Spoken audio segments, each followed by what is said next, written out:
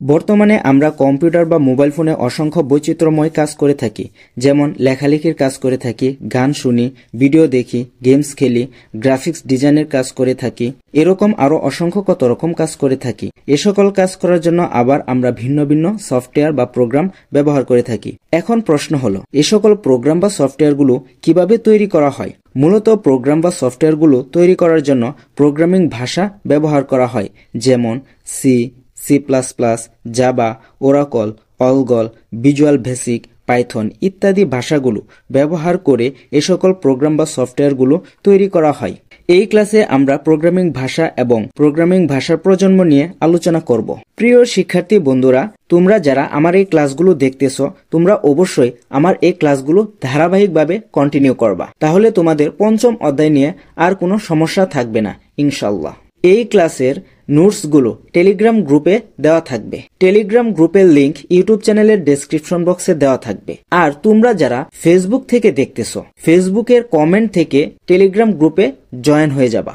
আর তোমাদের যাদের ফোনে টেলিগ্রাম অ্যাপসটি ডাউনলোড করা নেই, তোমরা প্লে স্টোর থেকে টেলিগ্রাম অ্যাপসটি ডাউনলোড করে নেবা। সো আমি আর কথা বাড়াবো না, এখন আমি মূল ক্লাসে চলে যাব। প্রথমে আসো, প্রোগ্রাম কাকে বলে? কোনো সমস্যা সমাধানের জন্য কম্পিউটারের ভাষায় ধারাবাহিকভাবে লিখিত কতগুলো কমান্ড বা নির্দেশের সমষ্টিকে প্রোগ্রাম বলা হয়। এখন কিন্তু আমরা চাইলে যে কোনো ভাষা ব্যবহার করে কোনো একটা প্রোগ্রাম তৈরি করতে পারবো না, কারণ কম্পিউটার সব ধরনের ভাষা সে বুঝতে পারে না। অর্থাৎ মানুষের যেমন একটা নির্দিষ্ট ভাষা রয়েছে, পশু পাখি তাদেরও একটা নির্দিষ্ট ভাষা আছে, ঠিক তেমনি কম্পিউটারেরও একটা নির্দিষ্ট ভাষা রয়েছে। সেসব ভাষা ব্যবহার করেই কিন্তু প্রোগ্রাম তৈরি করা হয়।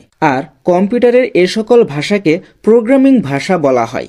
এখন প্রোগ্রামিং ভাষা কি বা প্রোগ্রামিং ভাষা কাকে বলে, অর্থাৎ প্রোগ্রামিং ভাষা কিভাবে তৈরি করা হয়? মূলত প্রোগ্রামিং ভাষাগুলো তৈরি করা হয় বিশেষ কিছু সংকেত, শব্দ, বর্ণ, অঙ্ক বা বিশেষ বিশেষ কিছু চিহ্ন ব্যবহার করে। এছাড়াও প্রোগ্রামগুলো রচনা করার জন্য বিশেষ কিছু ভাষাও ব্যবহার করা হয়। অর্থাৎ প্রোগ্রাম রচনা করার জন্য যেসব ভাষা ব্যবহার করা হয় তাদেরকে প্রোগ্রামিং ভাষা বলা হয়।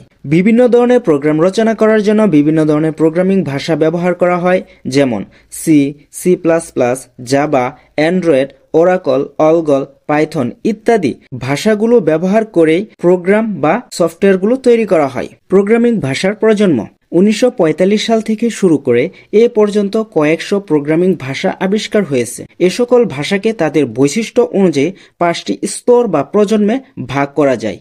যেমন প্রথম প্রজন্মের ভাষা হলো মেশিন ভাষা, এটি আবিষ্কার করা হয় 1945 সালে। দ্বিতীয় প্রজন্মের ভাষা হলো অ্যাসেম্বলি ভাষা, এটি আবিষ্কার করা হয় 1950 সালে।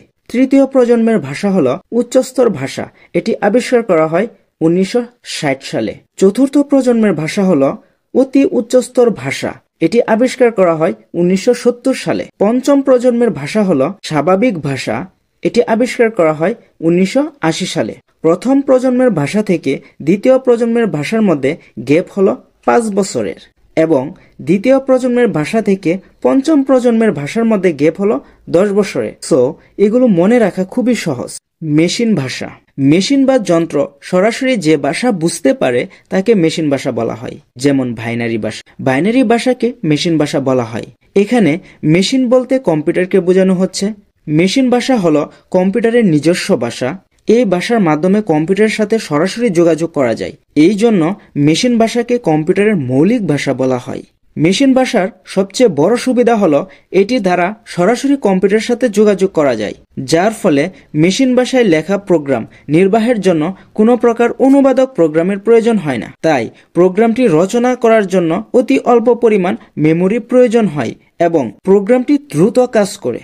মেশিন ভাষার সুবিধার পাশাপাশি বেশ কিছু অসুবিধাও রয়েছে, যেমন মেশিন ভাষাতে শুধু 0 এবং 1 এই দুটি মাত্র অঙ্ক ব্যবহার করা হয় বলে মেশিন ভাষা শেখা এবং এই ভাষা ব্যবহার করে প্রোগ্রাম লেখা কষ্টসাধ্য। তাই মেশিন ভাষায় লিখিত কোনো প্রোগ্রাম সাধারণত বোঝা যায় না, কেননা এখানে শুধুমাত্র 0 এবং 1 এই দুটি মাত্র অঙ্ক ব্যবহার করে প্রোগ্রামগুলো রচনা করা হয়। মেশিন ভাষায় প্রোগ্রাম লিখতে প্রচুর সময় লাগে এবং প্রোগ্রামে ভুল হওয়ার সম্ভাবনাও বেশি থাকে। আবার যদি প্রোগ্রামের কোথাও ভুল হয় তবে তা বের করা এবং ভুল ত্রুটি দূর করাও খুবই কষ্টসাধ্য হয়ে পড়ে।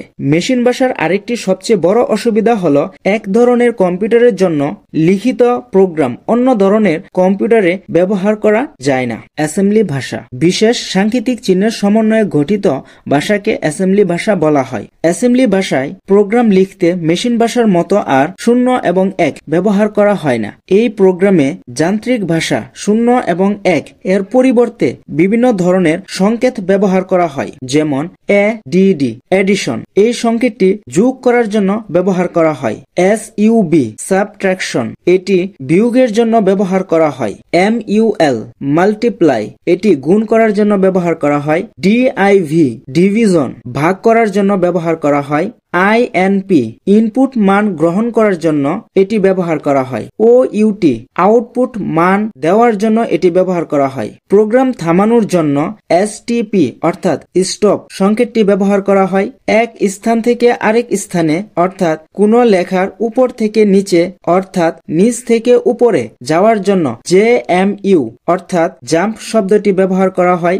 অথবার জন্য OR এবং অ্যাকিউমুলেটর খালি করার জন্য CLR অর্থাৎ ক্লিয়ার সংকেতটি ব্যবহার করা হয়। এখানে অ্যাকিউমুলেটর বলতে বোঝায় সঞ্চয়ক বা সঞ্চয়কারী অর্থাৎ কোনো একটা জায়গা, সহজ ভাষায় বলতে গেলে মেমোরিকে বোঝায়। আবার কম্পিউটারের মেমোরি অ্যাকিউমুলেটর অর্থাৎ মেমোরি লুট করার জন্য ADA লুট অ্যাকিউমুলেটর সংকেতটি ব্যবহার করা হয়। অ্যাসেম্বলি ভাষাতে এরকম আরো অসংখ্য সাংকেতিক চিহ্ন ব্যবহার করা হয়। এজন্য অ্যাসেম্বলি ভাষাকে সাংকেতিক ভাষাও বলা হয়। দ্বিতীয় প্রজন্মের এই ভাষাটি ব্যাপকভাবে প্রচলিত ছিল।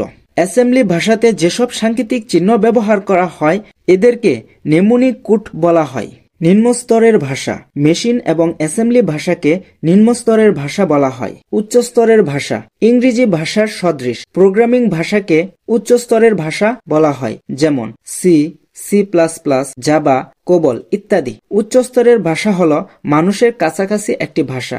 এই ভাষার সাথে মানুষের ভাষার একটি মিল রয়েছে, তাই এই ভাষাটি মানুষ দ্রুত লিখতে পারে, বুঝতে পারে এবং স্মরণ রাখতে পারে। এই ভাষাটি কম্পিউটার সংগঠনের নিয়ন্ত্রণের ঊর্ধ্বে, এজন্য এসব ভাষাকে উচ্চস্তরের ভাষা বলা হয়। এই ভাষা মানুষ সহজে বুঝতে পারলেও মেশিন অর্থাৎ কম্পিউটার কিন্তু এই ভাষা সহজে বুঝতে পারে না, কারণ পৃথিবীতে যত রকম ভাষা রয়েছে কোনোটিই কিন্তু কম্পিউটার বুঝতে পারে না। কম্পিউটার শুধুমাত্র বুঝতে পারে 0 এবং 1 অর্থাৎ বাইনারি ভাষা। মেশিন ভাষা ব্যতীত অন্যান্য ভাষা কম্পিউটারকে বোঝাতে গেলে অনুবাদকের প্রয়োজন হয়।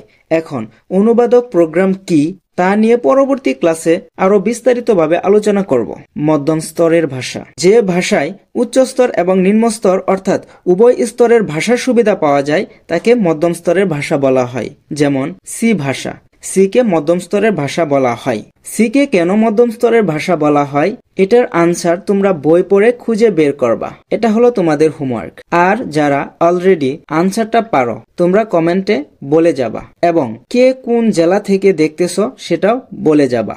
আমার এই ক্লাসগুলো যদি তোমাদের কাছে ভালো লাগে তাহলে তোমরা আমার এই ইউটিউব চ্যানেলটাকে সাবস্ক্রাইব করে পাশে থাকবা।